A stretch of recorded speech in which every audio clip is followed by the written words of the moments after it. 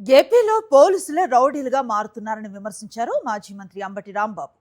సాయికృష్ణను పట్టుకెళ్లిన పోలీసులు చిత్రహింసలు పెట్టి చంపేశారని ఆరోపించారు.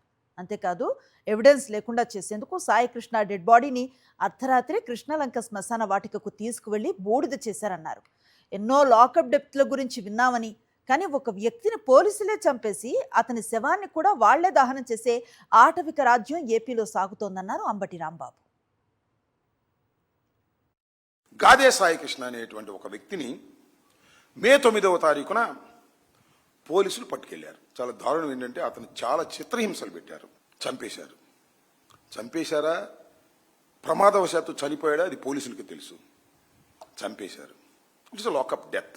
లాకప్ డెత్ జరిగితే ఏం చేస్తారంటే జనరల్గా వాళ్ళే కుట్టి చంపినా వాడే ఉరేసి చచ్చిపోయాడేనో, లేదా గోడ దూకి చచ్చిపోయాడేనో, మా ప్రమేయం లేదనో చెప్పి బాడీని తీసుకెళ్లి తల్లిదండ్రులకు అప్పచెప్తారు పోస్ట్ మార్టం చేసి. ఈ కేసు చాలా పెక్యూరియర్ కేసు.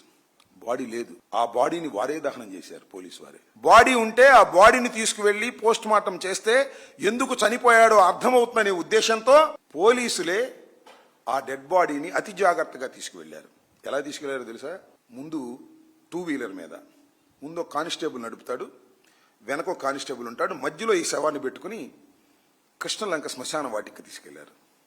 అర్ధరాత్రి పూట శుభ్రంగా దహనం చేసి బూడి చేసేశారు.